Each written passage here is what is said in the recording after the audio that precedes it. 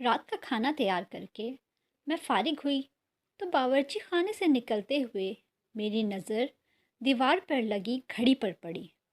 If, اتنی دیر ہو گئی! میں نے جلدی سے سامنے صوفے پر پڑی چادر اٹھا کر اوڑھی اور گھر کی چابی پرس میں ڈال کر گھر سے نکل گئی۔ راستے میں ہی مغرب کی اذان شروع ہو چکی تھی۔ بچے کہیں گے آج مما ہمیں ٹیوشن سے لینا ہی بھول گئی۔ میں سوچتی ہوئی تیز تیز قدموں سے ان کے ٹیوشن سینٹر کی جانب بڑھ گئی۔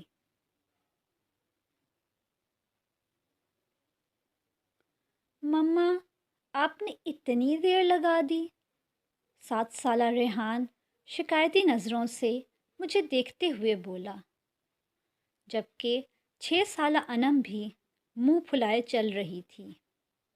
مجھے اس کا منہ دیکھ کر بے ساختہ ہنسی آ گئی۔ اچھا سوری بابا، آئندہ خیال رکھوں گی، ایسی غلطی دوبارہ نہیں ہوگی۔ ہم تب مانیں گے آپ کی بات جب آپ ہمیں ہفتے کو نانوں کے گھر رہنے دیں گی۔ انم ریحان کی شرط پر میں نے ہنس کر حامی بھر لی۔ جلدی چلو، تم لوگوں کے بابا بھی گھر آنے والے ہوں گے۔ میں دونوں کا ہاتھ پکڑ کر سامنے والی گلی میں داخل ہو گئی۔ یہ راستہ شارٹ کٹ تھا، ادھر سے جلدی گھر آ جاتا تھا۔ ویسے تو میں روڈ سے ہی جاتی تھی، زیادہ تر اس گلی سے گزرتے ہوئے کتراتی تھی۔ اف مما، یہ کتنا ڈراؤنا گھر ہے، اس کو دیکھ کر ڈر لگ رہا ہے۔ ریحان ہاؤس نمبر 450 کو دیکھتے ہوئے بولا، جو بالکل اندھیرے میں ڈوبا ہوا تھا۔ عجیب وحشت برس رہی تھی اس کی بات پر۔ میں دونوں بچوں کو لے کر جلدی سے آگے بڑھ گئی۔ رات کام سے فارغ ہو کر بستر پہ لیٹی تو بے ساختہ نظروں کے سامنے وہ گھر آ گیا۔ اس گھر سے میرا ماضی جڑا ہوا تھا۔ میں آہستہ آہستہ اپنے بیتے ماضی کو سوچنے لگی۔ میرا نام علینا ہے، ہم 3 بہنیں اور ایک بھائی ہیں۔ میرے بابا آرمی میں ہوا کرتے تھے، جبکہ اماں سادہ سی گھریلو خاتون تھیں۔ میں انٹر میں تھی تو بابا نے اماں کی خواہش پر بڑا گھر لے لیا، کیونکہ جس گھر میں ہم تھے وہ گھر ہمیں کافی چھوٹا پڑ رہا تھا۔ جس دن بابا نے نیا گھر لیا، ہم سب بہن بھائی بہت خوش تھے۔ 2 منزلہ یہ بنگلہ نہایت خوبصورت تھا۔ نیچے والے حصے میں 3 بیڈ روم، بڑا سا ٹی وی لاؤنج اور ڈرائنگ روم اور باورچی خانہ تھا، جبکہ اوپری حصے میں 2 bed room, T V lounge اور ایک اسٹڈی روم تھا۔ چھوٹا سا باغیچہ تھا جس میں نیم اور بیر کے درخت لگے تھے، اور کار پورچ اتنا تھا کہ ایک گاڑی کھڑی ہو جائے۔ میری بڑی بہن مہرین، جو مجھ سے 2 سال بڑی تھی، اور پھر اس سے چھوٹی ثنا، جو 1 سال بڑی تھی، پھر میں تھی، اور سب سے چھوٹا ہمارا بھائی، جو اس وقت 7ویں جماعت میں تھا۔ ہم تینوں بہنوں نے اوپر والے بیڈ روم لیے، جبکہ نیچے حارث امی ابا کے ساتھ رہتا تھا۔ ہم تینوں بہنیں چونکہ کافی ڈرپوک ہیں تو ہم ایک ساتھ ایک بیڈ روم میں سوتی تھیں۔ جس دن ہم شفٹ ہوئے اس دن کافی تھکن ہو گئی تھی۔ رات گئے تک سامان وغیرہ سمیٹ کر فارغ ہوئے۔ باقی کا کام اب کل کر لینا، اب جاؤ تم لوگ بھی سو جاؤ۔ کھانے سے فارغ ہوئے تو امی بولیں، تو ہم تینوں بہنیں اوپر آ کر لیٹ گئیں۔ تھکن اس قدر تھی کہ لیٹتے ہی نیند آ گئی۔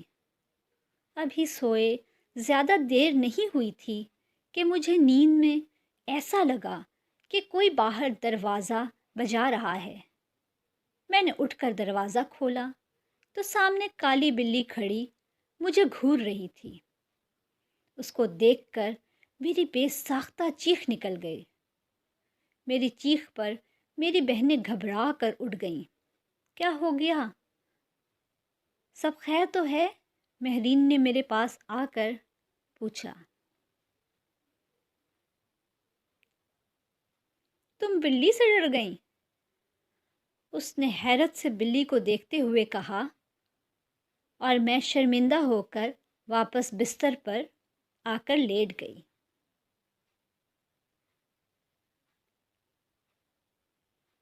ہفتے کی رات ہم تینوں بہنیں رات دیر تک جاگ کر باتیں کرتی رہیں۔ یہی کوئی رات کے 2 بجے ہوں گے۔ ہمیں ایسا لگا باہر ٹی وی لاؤنج سے باتوں کی آواز آ رہی ہے۔ اس وقت کون ہو سکتا ہے؟ ہم بولتے ہوئے کمرے کا دروازہ کھول کر جیسے ہی باہر آئے تو ایسا معلوم ہوا جیسے یہ باتوں کی آواز باورچی خانے سے آ رہی تھی۔ باورچی خانے میں ہم نے جھانکا تو وہ کالی بلی سامنے کاؤنٹر پہ بیٹھی نظر آئی۔ ہمیں دیکھ کر اس نے چھلانگ لگائی اور سامنے کمرے میں گھس گئی۔ ہم ابھی سمجھ نہیں پائے تھے کہ یہ ہوا کیا۔ پھر ہماری نظر سامنے جلتے چولہے پر پڑی۔ ایسی خوشبو آ رہی تھی جیسے کچھ پک رہا تھا۔ لہرین نے آگے بڑھ کر چولہا بند کیا۔ ہم تینوں ہی گھبرا سے گئے۔ اس بات کا ذکر ہم نے اگلے دن امی سے کیا، جس پر وہ ہمیں الٹا ڈانٹنے لگیں کہ جلدی سویا کرو۔ اتوار خالہ اپنی فیملی کے ساتھ ہم سے ملنے آ گئی تھی۔ رات دیر تک وہ اپنے گھر گئیں تو نیچے ٹی وی لاؤنج میں رکھے تخت پر بیٹھے ہم تینوں بہنیں اور امی باتیں کر رہے تھے، جبکہ ابو اور حارث سونے جا چکے تھے کہ امی کی نظر لاؤنج سے جاتی سیڑھیوں پر پڑی۔ ارے علینا بیٹا، اوپر دیکھو، کوئی بچہ رہ گیا۔ خالہ کے چھوٹے چھوٹے بچے تھے، کافی شرارتی سے۔ امی کو لگا کہ کوئی بچہ اوپر نہ رہ گیا ہو۔ امی کی بات پر ہماری نظر بھی اوپر کی جانب جاتی سیڑھیوں پہ اٹھی تو دیوار پر چھوٹے بچے کا سایہ نظر آیا۔ میں نے اٹھ کر اوپر جا کر دیکھنے لگی، مگر وہاں کوئی بھی نہیں تھا، جس پر میں خوفزدہ ہو کر تیزی سے نیچے آ گئی۔ جب میں نے امی کو بتایا کہ اوپر تو کوئی بھی نہیں تو امی بھی چپ سی ہو گئیں۔ ہم سبھی حیران تھے کہ جب اوپر بچہ نہیں تھا تو وہ سایہ کس کا تھا۔ کچھ دنوں بعد بات آئی گئی ہو گئی۔ ہم سب گھر والوں کو کزن کی شادی میں اسلام آباد جانا تھا۔ 2 ہفتوں بعد ہم واپس جب گھر آئے تو بڑی عجیب حیرت ہوئی۔ پورا گھر شیشے کی مانند چمک رہا تھا۔ ایسا لگ رہا تھا کہ روز گھر کی صفائی ہوتی رہی ہو۔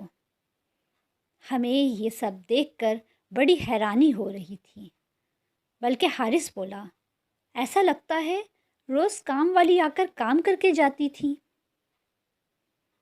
میں منہ دھونے کی غرض سے غسل خانے میں گئی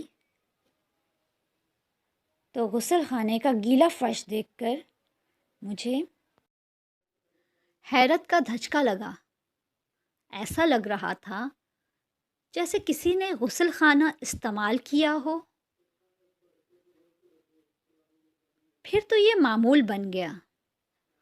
گھر کے افراد گھر سے باہر ہوتے تو غسل خانہ بھی استعمال ہوتا اور باورچی خانہ میں بھی رات گئے کھٹر پٹر کی آوازیں آتی۔ ہم لوگوں کو وہ کالی بلی مستقل گھر میں گھومتی ہوئی نظر آتی۔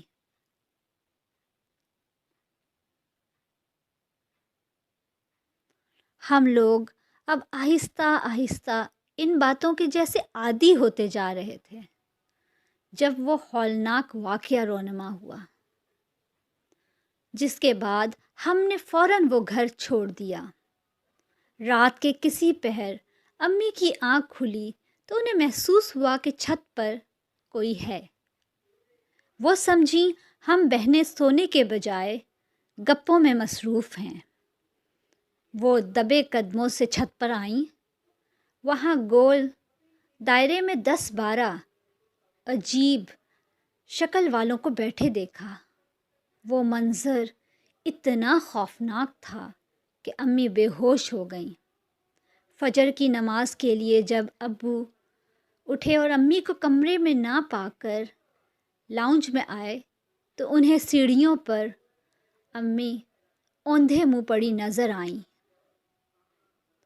ہوش میں آنے پر جب امی نے رات والا منظر بتایا تو ابو نے فوراً فیصلہ کر لیا کہ یہ گھر چھوڑ دینا چاہیے، اس سے پہلے کہ کوئی بڑا نقصان ہو۔